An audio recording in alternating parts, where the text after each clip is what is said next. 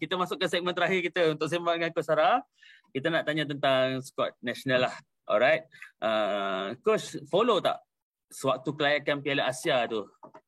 Di mana setelah 43 tahun akhirnya kita berjaya layak secara merit. So, kalau Coach follow, apa keseluruhan komen Coach mengenai prestasi mereka time tu?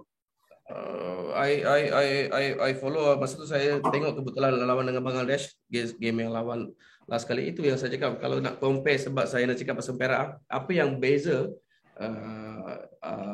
Coach Kim buat ni, dynamic, tenaga. You dah tahu, you nampak dia punya starting. Of course, inilah masa, kalau nak qualify, inilah masa. Kita tak adalah dapat pasukan yang suka. Pasukan yang kita boleh kalahkan, Bangladesh, Turkistan. So benda inilah peluang kita dapat satu, bukan nasib, dengan persembahan yang baik dua-dua sekali. So saya rasa persembahan daripada situ, saya nampak dah kita boleh menang hari ni. You agensi agresif, permainan yang bertenaga, nak main untuk negara. So saya rasa satu permainan yang cukup baik. Walaupun kita lawan dengan Bangladesh, saya rasa kita kena kekalkan perkara yang sama, walaupun kita main dengan negara yang lebih besar, Japan ke Korea ke. So saya rasa satu platform ataupun transaction bagus untuk negara kita. Saya suka game macam ni. Kita beranikan diri kita. So saya suka. Saya memang terharu dan gembira, tumpang gembira, walaupun masa saya pun tak boleh berjaya. So anak-anak muda kita sekarang ambil martabat negara kita ke tahap tertinggi. So well done boys. Dia antara yang kita nampak lah, pembaruan yang Coach Kim Panggon bawa adalah intensity dalam permainan, Coach. Yes. Cumanya kalau Coach perasan dalam 3 game tu, memang first half kita memang pada top intensity yang memang hebat lah, yang memang laju permainan. Cumanya menjelang dan semakin ke hujung tu, dia macam endurance kita agak menurun. Jadi dekat situ Coach rasa permainan intensiti tinggi ni sesuai tak sebenarnya dipraktikkan terus untuk player Malaysia, ataupun player Malaysia kena ambil inisiatif, tingkatkan kecergasan dia orang untuk follow DNA bola sepak intensiti tinggi tu, Coach? Sekarang kalau awak nak top player, top level, you ada intensity. You kena macam kenapa kita tak boleh konsisten? Sebab kita tak praktis. Kalau setiap negeri, saya tengok banyak negeri, sebab dia orang cakap Johor JDT ada training yang intensity yang tinggi. Yang saya tak tahu, ini saya dengar. Katakan yang banyak state-state yang buat benda yang sama. Benda ni you boleh main 90 minutes. Macam mana dekat sini, kat Europe, dia boleh main 90 minutes high intensity. So, kita boleh buat. Boleh buat 45 minit. Itu dah bagus dah. Untuk sustain dia, kita kena training. Bukan datang national team saja, saya nak naikkan saya punya intensity 90% atau 100%. Dalam pasangan padang, saya galakkan macam Yusuf Cekla ke Sarawanan ke coach. Even saya dekat saya punya training, saya nak quality training. Bukan quantity. Kalau 45 minit, high intensity is enough. Daripada awak training 1.5 jam, low intensity ataupun depends what you want, but if you want to nak tingkatkan high intensity, you kena quality training. Daripada training lah, sebab training datang automatic. Macam saya selalu cakap pasangan Perak, sebab Wegang buat benda tu dah lama dengan kita dah. Kita pernah buat Cooper test, beep test dengan bola tau. Beep test dengan bola. So kita dia sebab dari situlah, walaupun dia buat method yang lama, yang lapuk, tapi high intensity kita boleh main. Saya cakap pasukan Perak dulu, kita boleh main 2 game non-stop. So benda itu yang kurang kepada sekarang negara Perak dan juga negara kita. Itu malah satu contoh senang kita nak, itu yang saya nak, impact dia datang je dia tukar. Itu impact. First impact. Lepas tu dia akan datang kemudian. So saya rasa benda yang bijak dia buat. Sebab dia orang Korea, dia tahu macam mana high intensity, macam mana nak develop mentality kita. Okay, kalau dari segi intensity tu dah ke arah yang betul. Tapi sebagai bekas penyerang kebangsaan mungkin agak terasa bila pilihan untuk penyerang tu dah semakin limited. Disebabkan mungkin dekat Liga dikonquer oleh penyerang-penyerang import. Jadi masa tu mungkin pilihan kita cuma ada Di Paula, Daniel Lock, Syafiq Ahmad. 3 saja. Mungkin menjelang Piala Asia nanti pun ini juga yang akan digunakan. Jadi kesempatan yang ada sekarang ni mungkin Coach rasa perlu tak kita buat something? Yes. Definitely buat something. Ya, itulah cakap kalau kita nak hanya nak depend dengan pemain import je, memang susah. Kita persaingan mudah. Kita kena bagi kita dah bagi peluang dan ruang, tapi player tempatan kita kena prove, kita kena bersaing, kita kena tunjuk. Walaupun saya masuk 10 minit, saya tahu saya Khalid main dengan Frank Seto. And I ada 15 minit je saya nak masuk. Saya kena prove macam kualiti saya dekat sana. Kalau saya masuk saja untuk player gantian, you tak ada efek. So, you tak dapat rasa. Itu cakap, player tempatan kita jangan salahkan coach saja. Awak sendiri kena improve, ambil galakan, ambil macam mana, saya tak tahu macam mana you boleh dapat. Of course, you kalau tak ada bagi peluang, susah nak tunjukkan. Kalau walaupun 5 minit, tunjuk awak punya kualiti. Saya tak akan salahkan 100% kepada coach ataupun player import. Awak kena lawan dengan dia orang. Of course, bagi peluang tu depends dengan coach. Tapi kalau kita kena lahirkan macam Khalid Jamlus, Syafiq Khalid, you tanya Syafiq Khalid, berapa kali dia training sendiri? Tak payah tanya Khalid Jamlus lah, saya kenal dia. Kalau player lokal kita, di Indra Putra ke siapa-siapa yang player yang berjaya dalam, dia tak ada mentality, coach tak bagi saya main, saya tak nak main lah. Tak ada. Masuk turun 5 minit, dia tunjuk dia punya kualiti. Wow. Itu yang lack of this our local sekarang.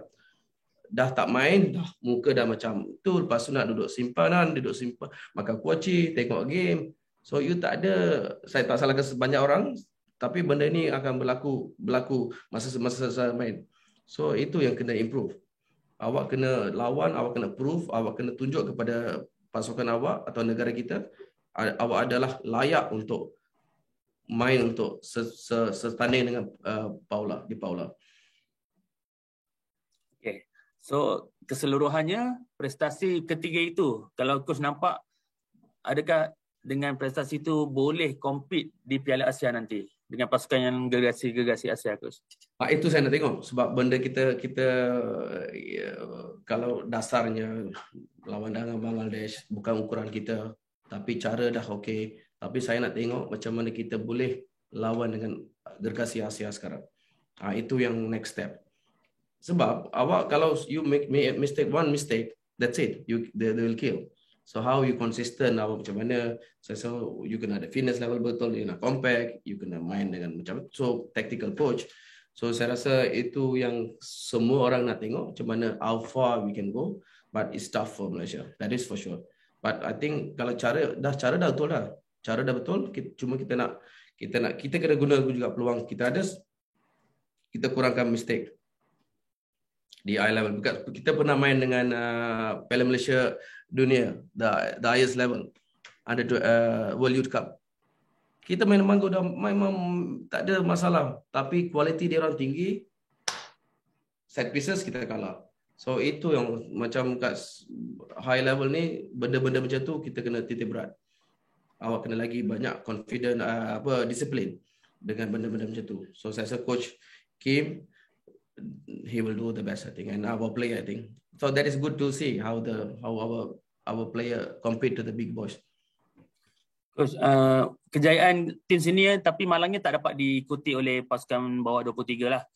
Pada Sukan C cuma dapat tempat keempat, dan kemudian pada kelayakan untuk kelayakan apa tu dekat Uzbek, kita kalah semua perlawanan. Dan rentetan tu coach bawah 23 Brad Malani dilepaskan lah.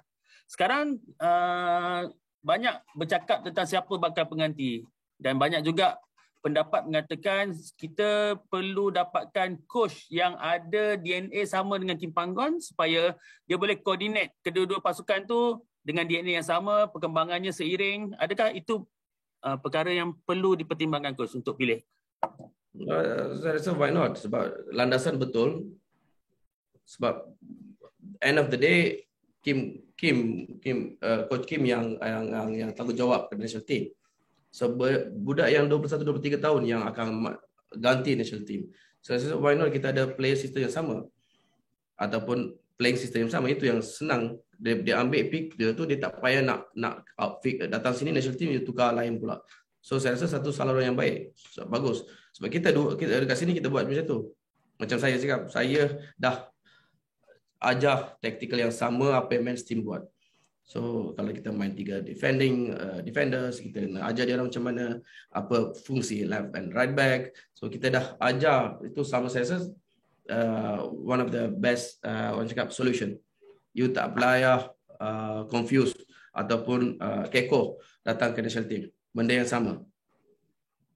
Hanya level lagi tinggi.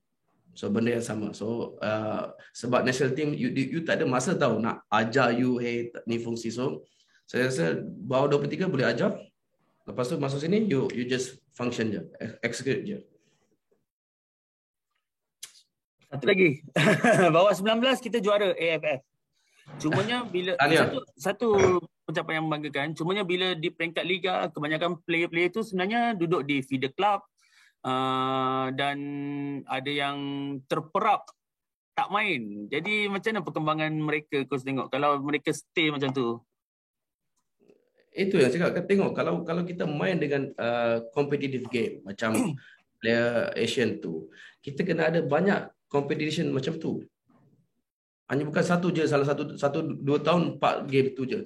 Walaupun macam tu, kita kena tahu macam Malaysia atau Asian, kita kena ada anjurkan banyak pertandingan macam tu. Untuk melahirkan, untuk mendapatkan high intensity game. Itu yang saya nak. Macam game yang diorang cakap tu, main okey, bagus, memang bagus, diorang juara, tapi cara permainan, adakah itu cara permainan Malaysia kita? Tapi memang kita menang, kita patut menang sebab dengan cara yang kita, quality player kita ada, kita patut menang. So, apa yang lag tu, diorang hanya 1 tahun atau 2 tahun 4 game 8 game macam tu je. Lain semua main friendly game, main Omar game, bercawat dulu dan reserve tak dapat game. So saya rasa benda game macam tu ataupun tournament macam tu, ataupun kita kena bagi lebih pendedahan di luar negara. So benda itu boleh naikkan mutu ataupun quality di negara kita. Lebih banyak lagi pertandingan macam tu.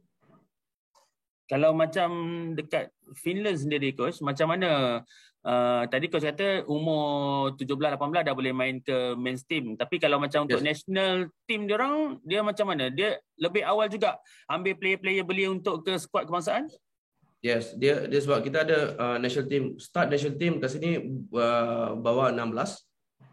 Tapi dia dah collect 15 tahun dah. Macam umur saya ajar 2 team. 15 years old to 16, so dah 15 dia start to collect, tapi first national team 16 tahun. 16 tahun, lepas tu 18 tahun, 18 tahun under 20. Under 21, sorry. Under 21. Under 20, 18 dengan under 21 dah ada yang dah masuk national team.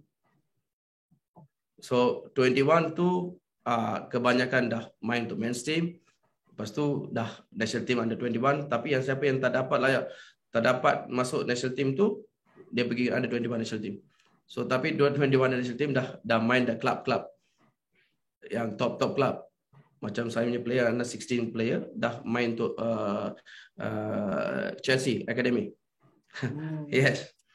So dia orang dah 16 tahun dah berhijrah dah dengan Jerman. So itu yang beza dekat sini. Itu yang cakap umur kita 20 tahun, tahun 3 kita muda tak, 23 dah dapat duit dah ramai banyak dah. So itu beza. Itu soalan terakhir saya sebenarnya nak tanya tentang dia lately actually kita tengok kita cari-cari. Terakhirnya berapa kali terakhir? Ini terakhir dah setengah jam terakhir. Ini paling terakhir. So player-player muda kita actually ramai juga yang dah ambil inisiatif, walaupun bukan dapat tawaran, dia orang pergi cari kelab yang boleh terima dia orang untuk main dekat luar. Ini inisiatif dia orang untuk kembangkan bola sepak. Jadi ada juga berlaku situasi yang mungkin tak berani nak keluar juga. coach punya nasihat untuk player umur 15-16 ni coach? Saya sebelum tu ramai yang ada kontak personal saya dekat Facebook. Ada ramai yang nak keluar tanya saya pandangan saya. Bagus soalan awak tu, sama juga daripada saya nak cakap tu. Bagi saya galakan, saya kena galakkan. You kena ada mentality. Awak keluar macam Lokman, siapa-siapa yang main dekat luar sekarang ni, you boleh, walaupun awak lambat naik, tapi you boleh dapat pengalaman yang luar biasa daripada apa yang kita dekat Malaysia. So saya rasa kalau you makan pizza dekat Malaysia je, tapi you betul-betul pergi Itali makan pizza, dia lain tau. Faham? Yes. So you, sebab pengalaman awak ada kat luar negara tu lain. So awak punya training dia, method dia, pembelajaran dia. So saya rasa bagi saya galakkan dia orang. Saya cukup respect walau tak kira umur. Awak boleh jadi 12, awak boleh jadi 18, awak boleh even 21. Tak payah, kalau you ada berani, you nak sacrifice everything, saya galakkan. Untuk bagi saya kita kena ada scouting lebih lama macam tu. Coaches scouting. Kita okay, Liga Thailand, okay. Sesuai kepada Sarah. Minat awak go to the, kita kena coach yang macam tu, bukan player yang nak cari, sebab kita nak, itu saya cakap, kita football sini there's business. Lantik dia yang itu yang player macam player saya, kita punya scouting dia bagus. Saya tak payah player tak cakap, okay, saya punya player masuk Chelsea sebab kita punya scouting bagus. Dan dia berjaya banyak. Kebanyakan kita hantar player yang quality. So dia, once you hantar quality player, dia dapat confident. Dia dapat trust. Dia nak next, third. Itu yang Sami Hupia, Yared Litmanen, Teemu Pukki. So banyak player-player yang main dekat, walaupun negara Liga Finland 5.3 juta saja penduduk. Yang separuhnya main ice hockey. Separuh je main bola. Tapi dalam ranking, you see that because system is good. So that I say, come back again the system. So for example, for me, the soalan awak tu, saya galakkan. Okay, coach. Last. No more last. Ini betul-betul akhirat. Terima kasih kerana sudi luangkan masa. Thank you. Lebih daripada sejam supu kita bercakap ni. Seronok saya bila bercakap seronok dengan orang yang share ilmu, saya memang seronok. Saya belajar. Sambil bercakap kita belajar kan. So terima kasih kerana luangkan masa bersama kami di Harimau Malaya. Kami doakan semua urusan coach, semua perancangan karier kejurulatihan coach di sana akan terus cemerlang dan satu hari nanti akan balik bawa ke Malaysia, coach Thank you. Terima kasih semua. Saya terima kasih kepada semua peminat kita. Terima kasih sentiasa sokongkan pasukan kita, kesayangan kita dan negara kita. Jumpa lagi soon. Saya suka awak selalu call saya, keep in touch. So we will see you soon next time. Yeah, jumpa lagi coach. Terima kasih. Bye bye. Yes, I love you. Bye. Bye. Bye.